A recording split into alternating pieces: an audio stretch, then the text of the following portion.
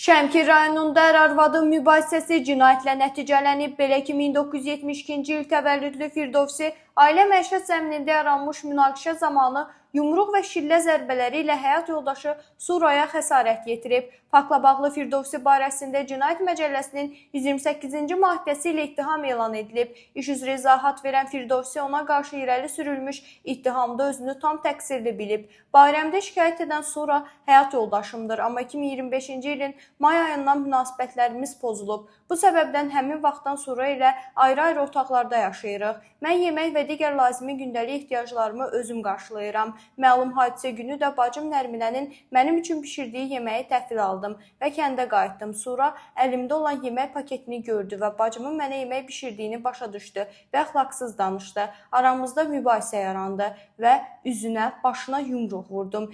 Əməlimdən peşmanam və arvadımla barışmışam deyə təqsirkar bildirib. İş üzrə zərər çəkmiş Suranın sözlərinə görə həyat yoldaşı ilə ayrı-ayrı otaqlarda yaşayırlar. Hadisə günü saat 15 radələrində Firdovsi evə gəldi və məndən mobil telefonumu istədi. Mən mobil telefonumu vermək istəmədim. O mobil telefonumu stolun üzərindən götürdü və telefonla danışmağımı istəmədiyini bildirdi. Sonra da məni yumruq və şillə zərbələri ilə döyməyə başladı. Hadisədən sonra barışmışıq. Hazırda ondan şikayət və tələbim yoxdur deyə zərər çəkmiş qeyd edib. Belə ki, Şəmkir rayon məhkəməsinin hökmü ilə Cinayət Məcəlləsinin 73.2-ci maddəsi tətbiq edilməklə təqsirləndirilən şəxs cinayət məsuliyyətindən azad edilib. İş üzrə icraata xitam verilib. Qeyd edək ki, adlar şərti idi.